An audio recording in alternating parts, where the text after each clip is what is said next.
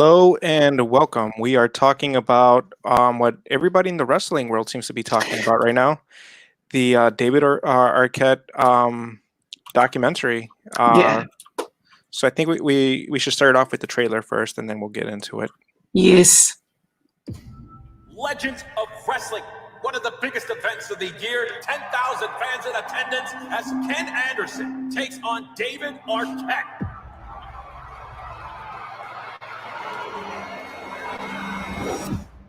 David Arquette as the wrestler sucks. I don't give a shit about David Arquette.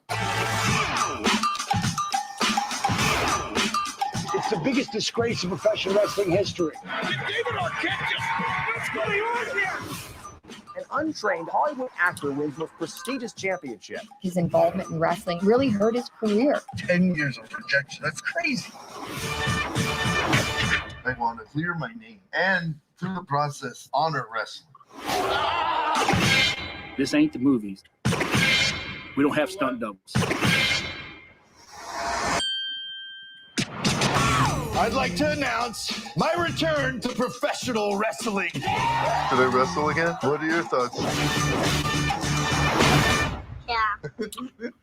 That's my boy. Why do you want to get back in the ring? It's been 18 years of people thinking I disrespected wrestling. I'm just kind of sick of being a joke. There's a lot going on with David. His anxiety is crippling. 2 years ago, it's a heart attack. A year later, it's a death match. So what does that mean for next year? The ribs actually break, they can actually bleed into your lung. Wrestling's not fake, guys. Wrestling's not fake.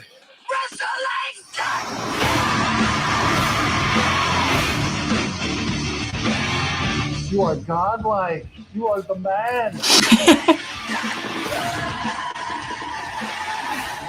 Dad, what?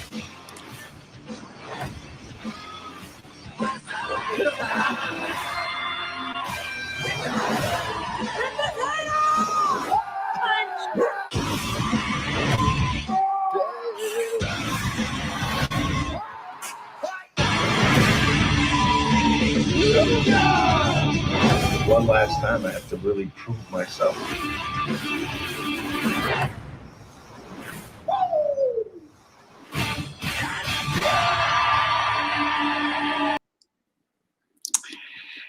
It was such a good movie.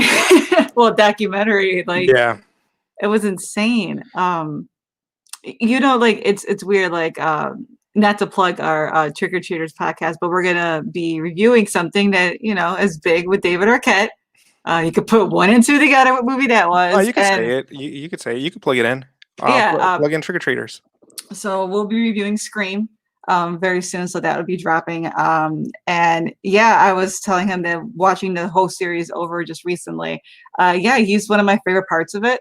And he got kind of like typecasted and got stuck in a role. And he talks about it in the documentary movie. But man, you know how like when you're a kid, you remember something and it was like funny and it was a joke and people legitimately hated him for this. Like I can't even understand the hate and the rejection that he got because it messed him up so bad. Yeah.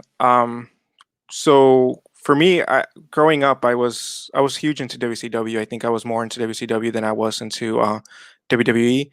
And that's partly because of Eddie and Rey Mysterio.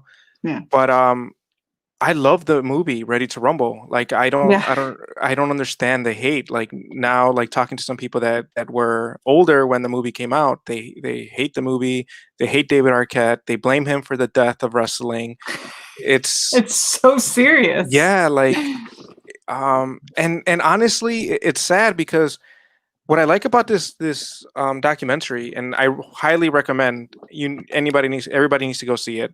Yeah, if you're a wrestling fan and if you haven't seen this movie, you need to see this. Just point blank. Yeah, and it's not even just about wrestling. It's a man dealing with mental anguish, mental anxiety, regrets in his life, and it's so sad. Like when you see the beginning, when he's just like feeling like he ruined wrestling and people don't let him forget that he ruined wrestling, and he hasn't had a job in 10 years and he's going through the whole talking about having rejections for 10 years. They don't really get into it, but he was in a car accident and he's had some trauma, and it's sad. But it's crazy going back to like the bit where he actually gets the title and how like DDP was like, no, no. And David was like, no, no, Yeah. But in reality, kind of like how you said, like if somebody told you were going to get the title in an organization and you're an actor, I'm sorry. And you were a fan of wrestling because he was a fan of wrestling. That's the thing is, and he knew that it was going to be, it might've been bad. He knew it was going to go bad. And it did. It went bad for so many years. Yeah. And it was one of those things where it's just like I would have done what he did too. I felt bad that he had to go through all this type of rejection. But seeing him rise to the top though, he was like a phoenix. Yeah. That boy burned out so many times and he rose up. Yeah. I mean, it's crazy because he's such a compassionate character that you end up like feeling for him. Like, in the beginning where the people around wrestling don't want to accept them, and you have fans literally spitting in his face, and like you see the fact that it hurts him. Yeah. I don't want to say too much about what happens in the movie because I want people to see it, but we'll touch here and there with some of the emotions. But this thing carries you through very low lows and very high highs, and so if you're gonna see it, really pay attention to it and just let it take you because it is a roller coaster ride. Yeah, definitely. Well, I mean, if you guys haven't seen it yet, like please see it because I do want to get into a few parts. He does train. I mean, if you're into wrestling, you knew that he did actually have some bits that came up at the beginning of this year too. And last year. And then no, it was last year. It was mostly 2019, yeah. Yeah, 2019. I forget what year we're in. The worst year of them all, 2020. But no, he goes to train in Mexico, and that journey with the luchadors alone, like it's just amazing because of like how how everybody goes to Mexico to train. That's like the thing. You want to become a good wrestler, you go to Mexico and you go there to train. And he took it seriously and he was going to go there and train. And I like when they go to the first place he's going to go and actually like work out and set up, and they didn't know who he was. And then he was like, oh, and it was like the DDP, like, oh, DDP. And it's like, wow, Universal. He sent you. Okay. So that's the golden ticket into like, into the school. But man, seeing him struggle there, seeing what happens there, seeing how he grows and flourishes, and it's heartbreaking, it's heartwarming. The guy really pulls at your heart. You really want the best for him, and it's crazy how media can really ruin somebody without them knowing, because he's on this path and then again he gets an obstacle and it plummets him straight back down. And that's just a cycle of addiction to the cycle of mental illness, having to cope with things that it's hard for you to cope with, period. You want the very best for yourself, and then when you think you have it, you get shot down again. There was just so much. It was just so much like the people who are watching, if you guys don't know, like it's so little in comparison, but like I got in the ring with AEW in last December, and when I went in there, they had like the Bucks and everybody was there, and Kenny Omega and Cody. And when you go in, like the first thing you're thinking, and this is mind you, I'm not David Arquette, so this guy had the belt in WCW. He was a huge thing, and it was for 2 weeks, right? I think it was 2 weeks long. And he knew, like, you don't want to mess with this. Is because this is somebody's livelihood. This is their life dedication. This is their art and their work. So when I went in the ring, I'm like, I don't want to fall. I don't want to look stupid. And this is just like a regular person. Like, I didn't want to do this. Like, I didn't want to fall. I don't want to be stupid. I wanted to pull it off. I wanted to make them proud for picking me out of anybody else that night. And, when Kenny told me to do a surprise roll-up, I'm like, how do I do that? And you don't want to disappoint them. So when he's talking about training and the disappointment and how his idols were talking badly about him, it's like, like I can't even imagine the amount of pressure he had at that moment. And once again, I'm nobody in that level of, he's David Arquette, his name. So that alone is overwhelming. And I found myself at parts like crumbling for him. And like, I felt like, oh man, I wanted to hide. Yeah. when he was telling the story. Well, Go ahead. no, I was just gonna say, like, you don't even have to take it into the wrestling, but like you said, like your role was a lot lower, but you don't want to like look dumb in front of some of the people you idolize. Like Kenny Omega was up there, and Yeah, you and know, they're telling you to do these things, and that's the same thing with him, DDP, yeah. and everybody's telling them to do these things, and you don't want to disappoint these people that you Mhm. already like love, and you love what they give you on television and what they're able to do, and you have this opportunity once again, you know. But the level he had it at, I can't imagine. One, the pressure. Two, I felt sick afterwards. I can't even understand how he felt, knowing I deal with anxiety and things like that. Seeing him go through some of his moments was like nerve-wracking, and I don't know if that's what caused me to have a little bit of chest pain afterwards, but like seeing him go through some of these things was actually like, it gets you, like it kind of grips at you a little bit. But it was just deep. Like I can't even express how deep this damn movie was. It was probably one of the best documentaries I've seen in a while that somebody put out about themselves, because he didn't hide anything. He was vulnerable. He didn't hide Luke Perry passing away. And we can get into some of that stuff too when Gene does his parts. But like there's just it was a lot. And I didn't expect it to be that deep. I didn't know what I was gonna come into. Shout out to Kyle for telling us it was really, really good. You know, and he enjoyed it just like I did. I was texting my group when I was, you know, watching it and saying, oh my God, this part and that part. And it was a lot, but I really look forward to 2020 or 2021 becoming better. I would love to meet David Arquette and just give him a really good tight hug. Yeah.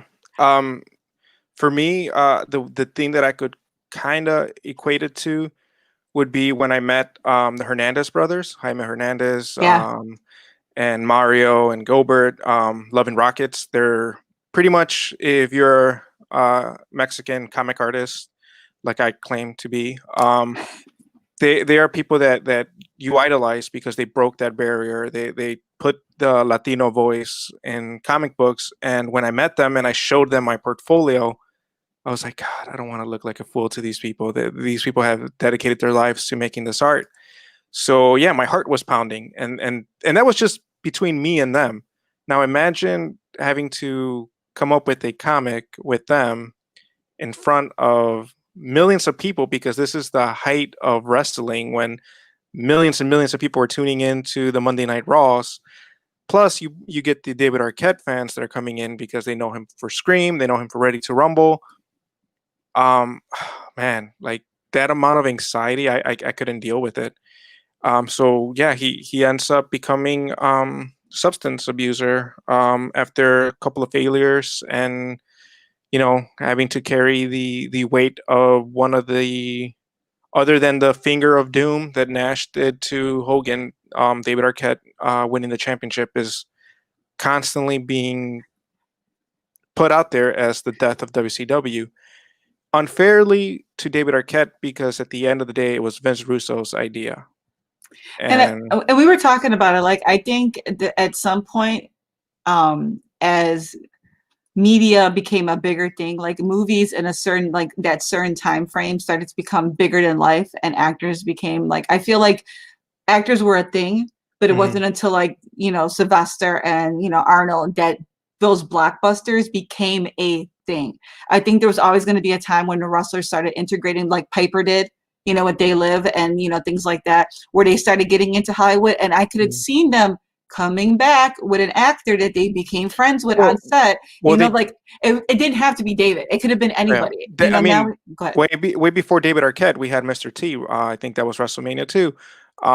Like, so they were doing this already. They were putting big known celebrities in spots, but it was a pretty boy look he had. It was the fact that he got the belt that people hate.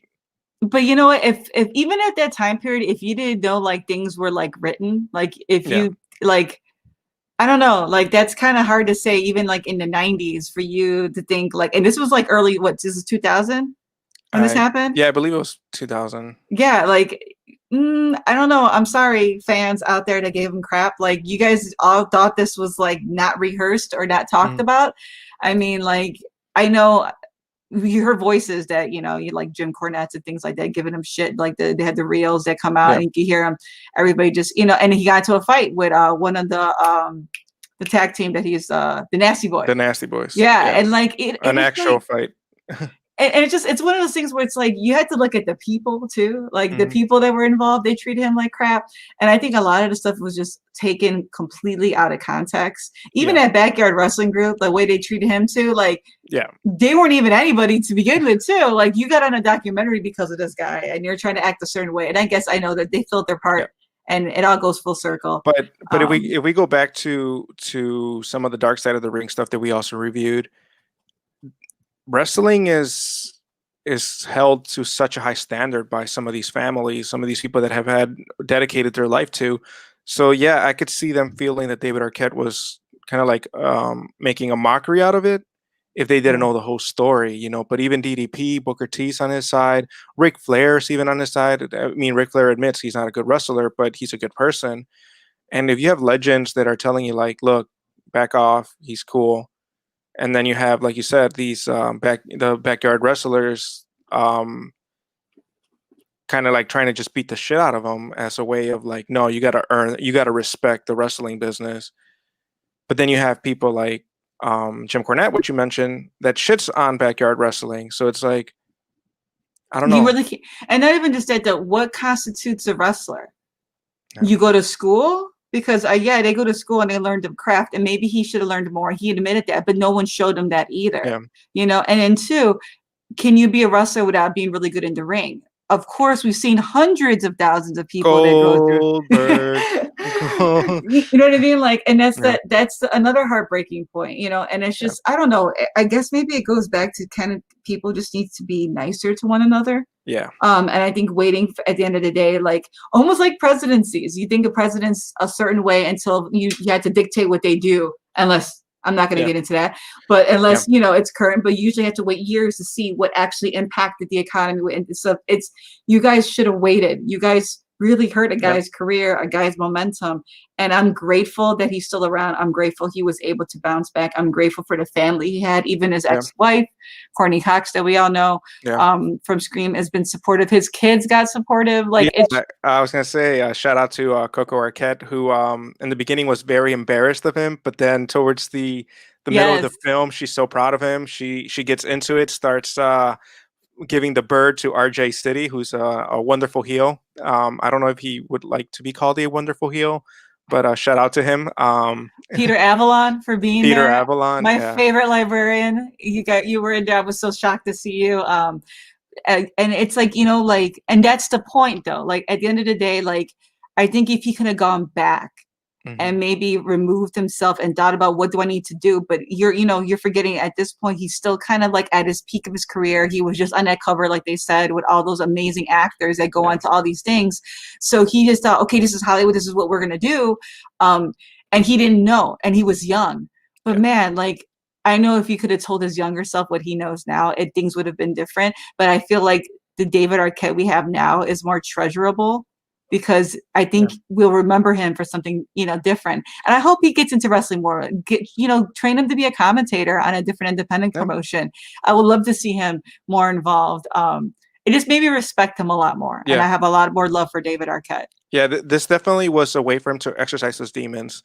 Yes. I want to give a shout out. I don't know all the names of the luchadors, but the way that they accepted him, like when he tried wrestling in the backyard here, he got crapped on. They were like, we're just gonna beat the shit out of him. Like they didn't really give him a shot. The promoter was like, oh well, we're bringing David Arquette to real wrestling. You know, he's not gonna get paid. He's gonna get his ass kicked, and I'm gonna fill up his head so that he thinks this is a good idea. But at the end of the day, it's just to try to get him to get his butt kicked.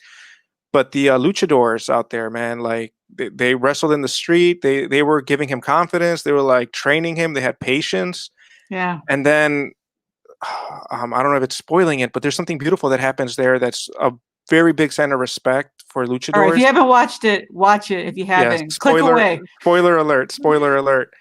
They give him a mask, and then they show their identities. Which for anybody that's into the lucha libre, that's a huge sign of respect to be able to share who you really are beneath the mask.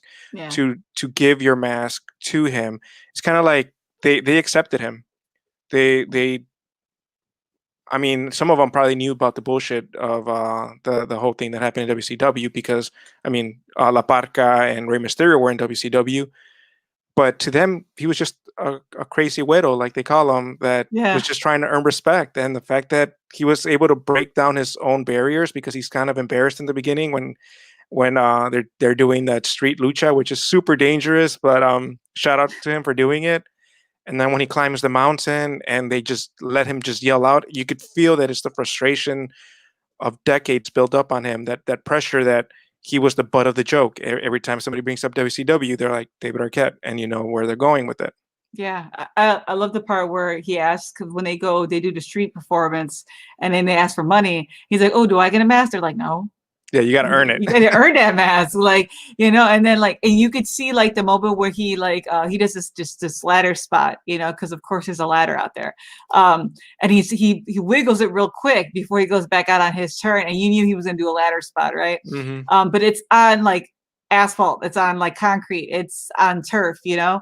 And then that's when they call him the crazy white guy. But seeing the evolution from that moment on, and the confidence when he was trying to do his first Hurricanrana, and like he's trying to jump, and I'm watching him, I'm like, just jump and do it, like, you know. And he was just like, "There's a fucking do it." It's like, yeah, you just got to do it, dude. Just do it, you know. And like, it gave me total anxiety watching him do it. I'm like, oh my god, these guys are looking at him like they're a waste of his, you know, of their time. But watching the growth, and then him getting his first lucha mask, like that was the coolest part. Like, forget about people in the US, dude. Like, you got a lucha mask from an actual school. Like, that was for me. I'm like, so I can go to Mexico? I still have a chance. And then shout outs to RJ City, because when he came back here, like you could tell he took care of him. They had that whole little rivalry on social media. It ended up being a match. And then we get to the Nick Gage MDK. He almost killed him. Yeah. He almost committed murder. He almost killed David Arquette. And that was one of the last times he saw Luke Perry on I think that raw footage. That was his last time. So I don't know if you guys remember this. This was all over the news. David Arquette almost died wrestling Nick Gage, the deathmatch king, I guess we could call him that. He is renowned worldwide for his death matches.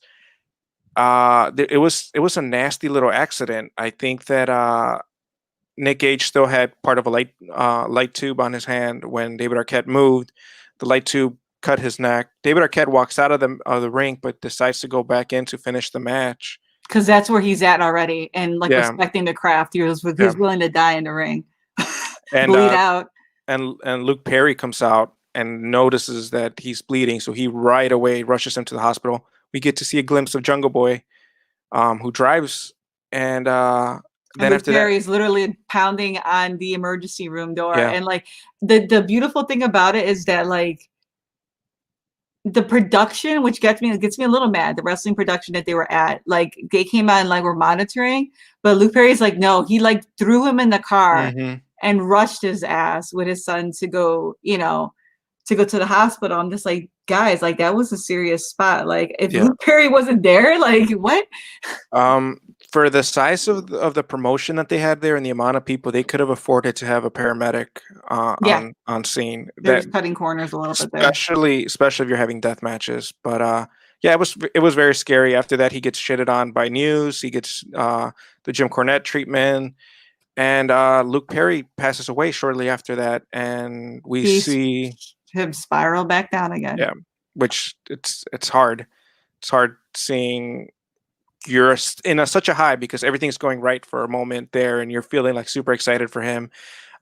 It's a beautifully cut movie here where like the music takes you up, up, up, and then this happens, and it kind of like brings you down. His wife is worried about him. Shout out to Christina. I think it's McLarty. And she's getting ready to produce her movie. So he's left alone to see the Miss Elizabeth Macho Man things. And he loves Miss Elizabeth and he loves Macho Man. Those are like, he constantly brings them up, which brings us to the final thing, the final scene. Go ahead, Maria. Yeah, he gets his shit back together again. He did Avalanche scene again, and he's training super hard. That's where RJ City comes in. And yeah, has a match with him. It goes fine, everything, and then it's when he's gonna have the tag match. So it's a tag match he's gonna have with RJ City, and is it a tag match or is that already past that point?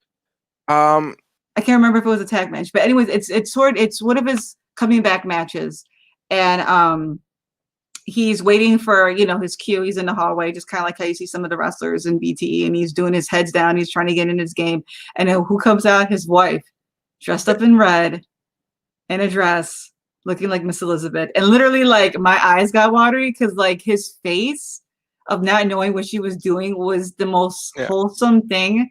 It was like everything he ever dreamed of came to reality in that moment, and like it was like super cool to see. Yeah. This was the main event for WrestleCon, I believe. It was against Anderson. It was a singles match, but yeah, like her surprising him wearing that iconic red dress and the gloves. Man, he even said that he looked like her. So he's like, I had such a big crush on her. I wanted to marry her, and like, my wife kind of looks like her. And I'm just like, you're such a dork. But no, it was so good. Then we see glimpses of him fighting Jungle Boy. Yeah. Before his AEW days, which was really cool to see. Yeah, it was really cool to see too. It was really cool to see. And then it goes full circle. He sees the guy from the Nasty Boys, Shake It Out. And yeah, Booker T's there. Everybody gives him love for what he's done. I think it could be put to rest now. I don't think anybody should be talking about this anymore. It's a beautiful redemption story. I think that's what the whole basis of this was. It's just a man who wanted to prove that he wanted to respect the business. He was never out there to disrespect the business. And God, we're such suckers for redemption stories, and like this really got me. Like I'm hoping that David Arquette has this Hollywood redemption story, so that he's not just remembered as Officer Dewey. Scream 5, because he's Officer Dewey again. But you know what though? I think even though you can't kill David Arquette, this killed the David Arquette that he actually hated about himself. Mm-hmm. He's a different David Arquette now. Like, I hope he knows that, like, he gave motivation and the heartfelt moments, and people that maybe didn't think they could, I thought that maybe they could. You know what I mean? Like, they give him that motivation to do something. I don't know. I'm looking forward. I'm hoping Scream 5 is good. The reboot of Scream. It just kind of makes me want to be there opening night for that guy, just to cheer him on. Like, I'm like, yeah, I'm on that bandwagon now. I'm like, was there a bandwagon for David Arquette? Is there one now? I think there is one now, and I think that this film is actually doing it for him. There's been a lot of wrestlers. Eva Uno has given major props to this film. And the cool thing about this film too is stick around for the credits. You get to see some of your favorite wrestlers: Ethan Page, Cole Cabana, just to name a few. That kick he took from Ethan, though. Yeah. But I love this production. I think it's one of the better made documentaries. Like, so I need to find out who actually directed it and produced this documentary and give them shout outs, because it was beautiful. Yeah, the angles, the cinematography was perfect. It just was, like you said, it was, and the music was great too. Yeah. And just some of the angles of seeing his face, and some of the shots, especially when he's recreating the match with the marionettes. Yeah. And he's going through it, like that simplicity to understand, like, and then his sister, Patricia Arquette, as you guys know, famous from Freddie and Medium and stuff like that. She's in there talking about the history of all the men in their line of life. Like, all the men had some quirky personality. It's almost like they all had this type of like behavior trait. And he was always meant to be this person. Yep. You know, and that the world wasn't ready for him. He wasn't ready for that type of swerve in his world. And I'm just glad for him. So yeah, definitely go watch it. Yep. This was damn good. I'm gonna give it, like, if we were to rate it, it's a perfect movie. It's perfect for me. I want to see more, so I'm gonna say 4.5 because I want to see more from David Arquette. And give the 0.5. I think this is close to perfect the way the story's told. We get to see the redemption of the heel. He turns full babyface in this movie, and I'm wishing the best for David Arquette, whether he decides to return to the ring or not. Hopefully we get to see more of him. Hopefully Hollywood gets over the typecasting for him, and we get to see more of David Arquette. Yeah, And that'll wrap us up. We'll be back in about 2 hours with our AEW recap. But till next time.